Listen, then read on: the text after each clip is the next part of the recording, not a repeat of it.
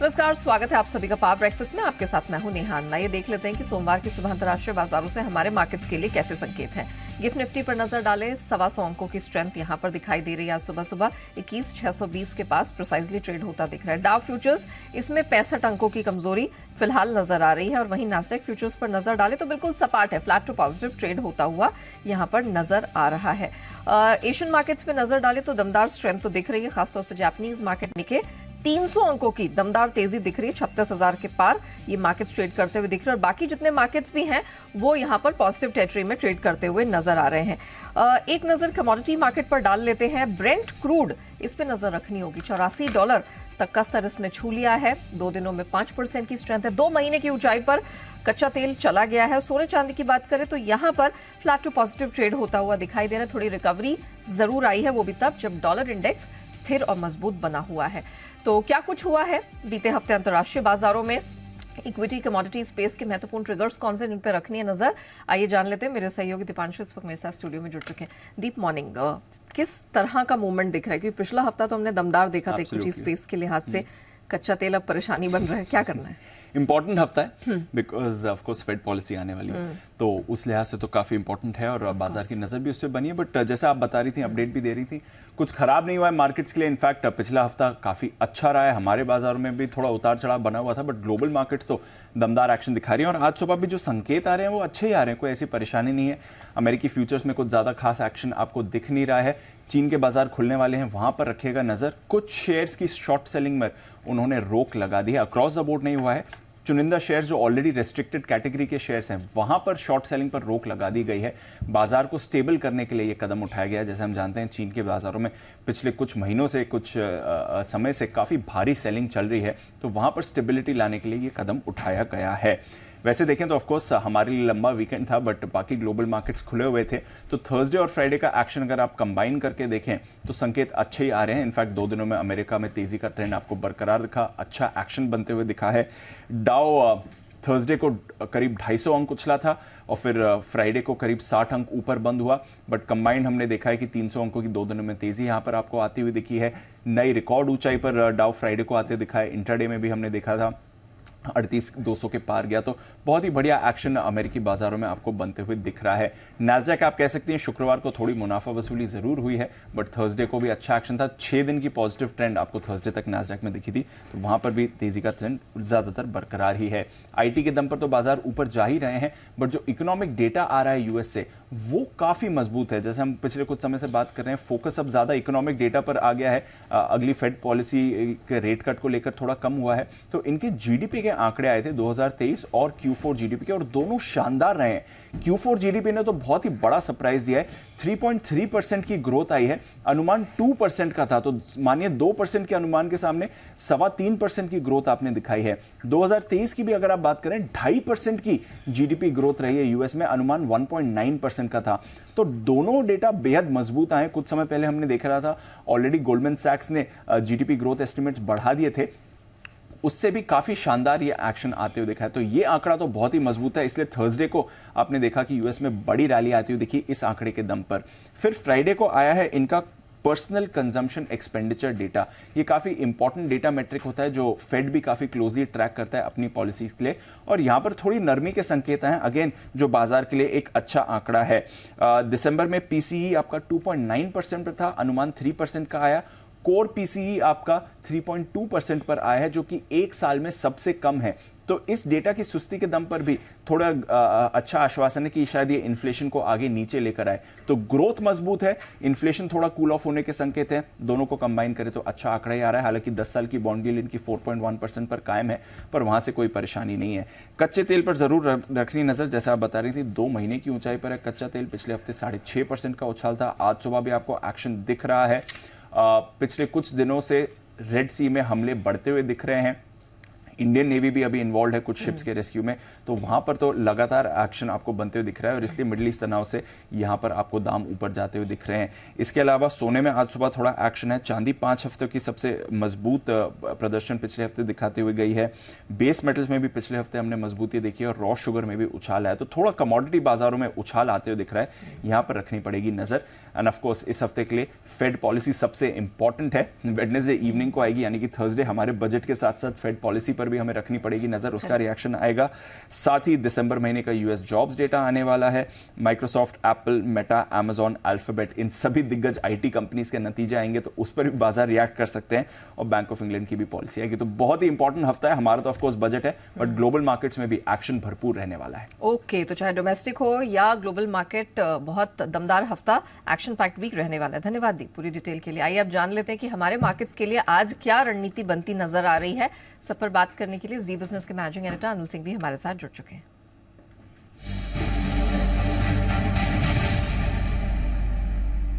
Morning, लंबे weekend के बाद हम लौट रहे हैं, लेकिन काफी कुछ एक्शन हमने यूएस मार्केट्स में भी होता हुआ देखा। आज भी दमदार डेटा है। क्या करना है सर आज निफ्टी बैंक निफ्टी के लिए?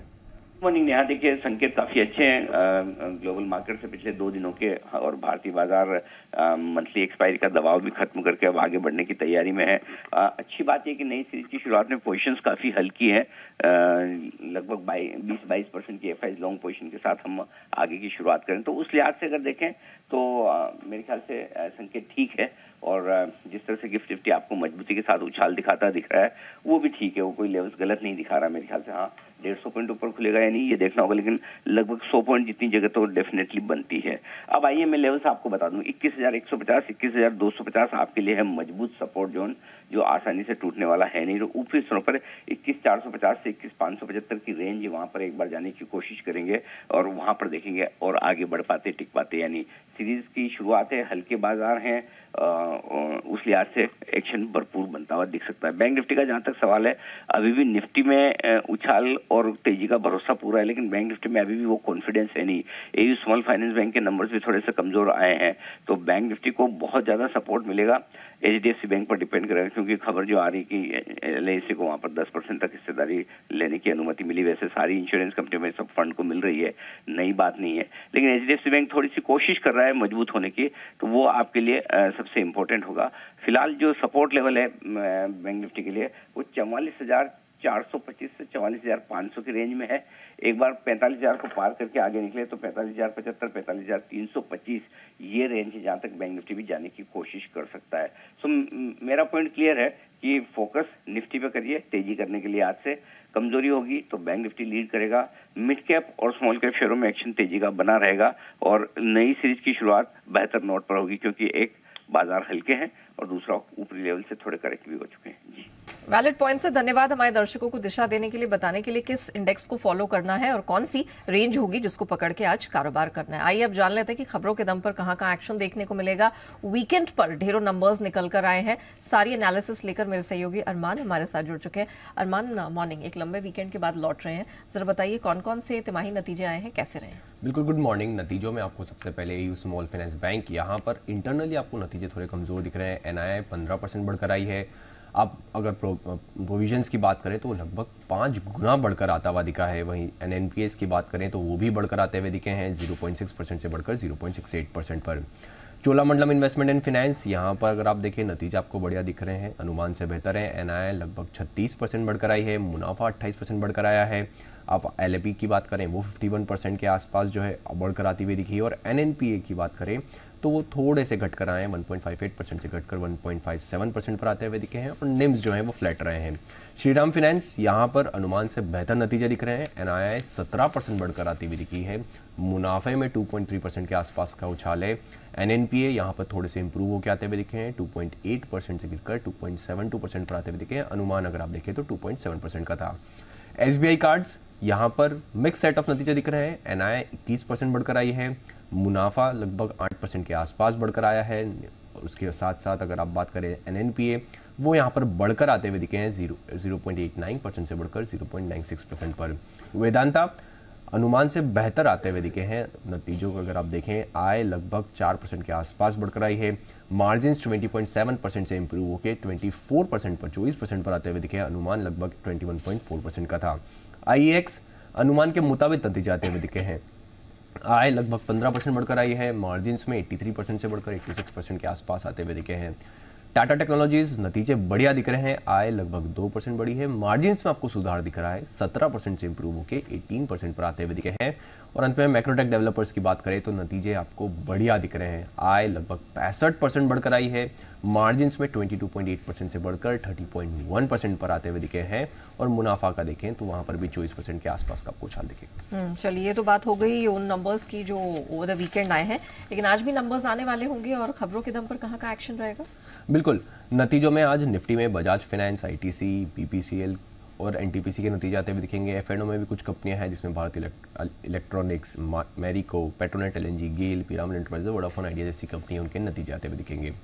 गरवारे टेक्निकल फाइबर्स नतीजों के साथ बायबैक पर विचार, LG बालाकृष्णन यहाँ पर भी नतीजों के साथ प्रमोटर्स को कन्वर्टेबल वारंट जारी करने पर विचार किया जाएगा।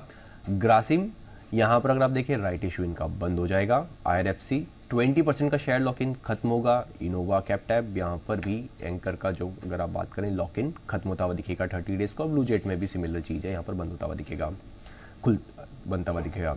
IPO अपडेट्स में नोवा एग्रीटेक यहाँ पर इनका IPO बंद हो चुका है। कुल सब्सक्रिप्शन जबरदस्त मिलता हुआ दिखा है, 109 टाइम्स लगभग 110 गुना के आसपास होता हुआ दिखा है, जिसमें रिटेल का हिस्सा 77 टाइम्स, QIB का देखें लगभग 80 के आसपास और NII लगभग 224 टाइम्स होता हुआ दिखा है। खबरों में HDFC बैंक, RBI ने LIC को बैंक में लगभग 10% के आसपास तक की जो है 9.99% तक की हिस्सेदारी खरीदने को मंजूरी दी है। मौजूदा अगर आप हिस्सेदारी देखें तो 5.2% के आसपास है। स्ट्राइड्स फार्मा यहाँ पर US FDA से इनको एक कैप्सूल के लिए मंजूरी मिलती हुई दिखी है। SGVN कंपनी ने अगर आप देखें गुजरात ऊर्जा विकास निगम लिमिटेड से लगभग 100 मेगावाट के सोलर प्रोजेक्ट जीते हैं। इंडिया बुल्स हाउसिंग फाइनेंस यहाँ पर राइट इशू के जरिए लगभग 3,690 करोड़ के आसपास जुटाएंगे, जिसमें 150 प्रति शेयर के इशू प्राइस पर राइट इशू जारी होंगे। कर्नाटका बैंक बोर्ड ने कुल 700 करोड़ जुटाने को मंजूरी दी है, प्रेफरेंशियल इशू के जरिए 100 करोड़ जुटाएंगे और QIP प्राइवेट प्लेसमेंट के जरिए 600 करोड़। स्पाइस जेट फंड जुटाने की योजना के तहत पहले चरण में लगभग 745 करोड़ के आसपास जुटाए हैं और कंपनी ने पहले चरण में प्रेफरेंशियल बेसिस पर शेयर वारंट्स अलॉट किए हैं। अशोका बिल्डकॉन यहाँ पर NHIA के प्रोजेक्ट के लिए L1 बीडर घोषित होते हुए दिखे हैं।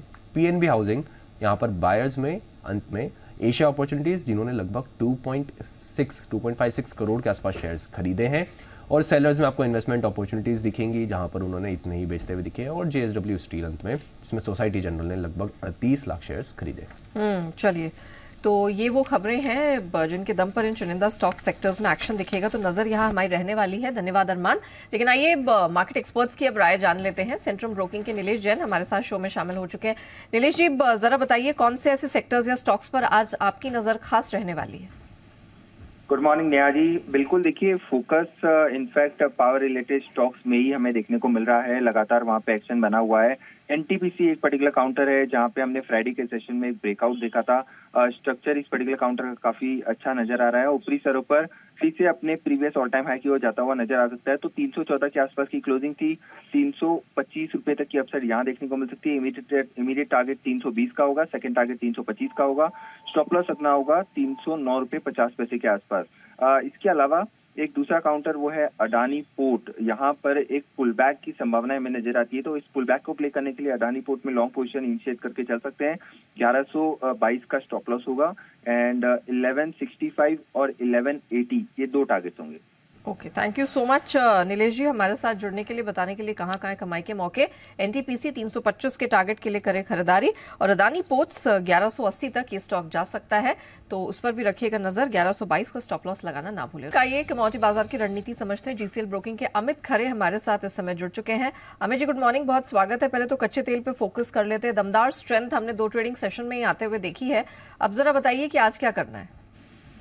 जी गुड मॉर्निंग नेहा जी। अभी जैसा कि भाव देख पा रहा हूँ मैं 6380 के आसपास इसने कल क्लोजिंग दिया है। अभी पैटर्न के हिसाब से लगता है आगे भी तेजी ही जारी रहेगी। आज की सेशन में अगर ट्रेडर्स को 6350 के आसपास क्रूड ऑयल मिलता है तो 6300 रुपए के स्टॉप लॉस के साथ इसमें एक फ्रेश खरीदारी का ट्रेड लेना चाहिए। ऊपर में मेरे को लगता है 6450 से 65 तक के भाव इंट्राडे की सेशन में इसमें मिल सकते हैं। ओके, थोड़ी सी रिकवरी हमने गोल्ड सिल्वर में भी देखी है। प्रेफरेबल बेट कौन सी होगी? गोल्ड सिल्वर में से अगर बात करी जाए तो सिल्वर थोड़ा सा ज्यादा अट्रैक्टिव लग रहा है, क्योंकि चाइना की तरफ से जो रेट कट का आया था उससे थोड़ा बेस मेटल्स को सहारा मिलेगा और चांदी जो है इंडस्ट्रियल प्रोडक्शन में भी यूज होती है। तो सिल्वर में आज के सेशन में एक ट्रेडर्स को फ्रेश खरीदारी का ट्रेड लेके चलना चाहिए 71,700 के आसपास। 71,000 रुपए का स्टॉप लॉस लगाकर ट्रेडर्स 72,500 से लेकर 73,000 तक के टारगेट रख सकते हैं। और बेस मेटल्स में कुछ पसंद है? बेस मेटल में देखा जाए तो जिंक काफी अच्छा फॉर्मेशन अभी यहाँ पे बना रहा है। 227 के आसपास ही क्लोजिंग हुआ। करंट भाव पर ही इसमें एक 225 के स्टॉप लॉस के साथ खरीदारी का ट्रेड लेके चलना चाहिए।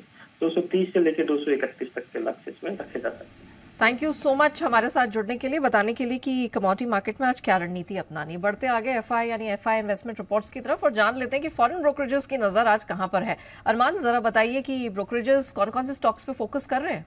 बिल्कुल, कुछ रिपोर्ट्स है जिसमें सबसे पहले बात करें जेएसडब्ल्यू स्टील। यहाँ पर 3 रिपोर्ट से सीएलए से मेंटेन रख रहे हैं अंडर परफॉर्म को, टारगेट बढ़ा रहे हैं 765 से बढ़ाकर 810 का कर रहे हैं। मॉर्गन स्टैनली मेंटेन रख रहे हैं अंडर वेट को, टारगेट 620 का रख रहे हैं। और जेफरीज की बात करें मेंटेन रख रहे हैं होल्ड को, टारगेट 800 का कर रहे हैं। एसबीआई लाइफ इंश्योरेंस यहाँ पर भी 3 रिपोर्ट्स है। सीएलए से मेंटेन रख रहे हैं बाय को, टारगेट बढ़ा रहे हैं 1620 से बढ़ाकर 1730 का कर रहे हैं। मौजूदा भाव 1380 के आसपास का है। गोल्डमैन सैक्स यहाँ पर मेंटेन रख रहे हैं बाय को, टारगेट कट कर रहे हैं थोड़ा सा 1750 से कट कर 1700 का कर रहे हैं। और अंत में एचएसबीसी मेंटेन रख रहे हैं बाय को, टारगेट बढ़ा रहे हैं 1669 से बढ़ाकर 1720 का कर रहे हैं। ओके, चलिए, थैंक यू अरमान पूरी डिटेल के लिए। और चुनाव से पहले वाले बजट की गणित को समझे कैसे, क्या खास होगा इसमें और किन सेक्टर्स पर फोकस होगा, देखिए अनिल सिंघवी के साथ बजट की पाठशाला आज दोपहर 1:30 बजे सिर्फ जी बिजनेस पर। इसी के साथ पावर ब्रेकफास्ट को हम यहीं रैप अप करते हैं, लेकिन बने रहिएगा जी बिजनेस के साथ।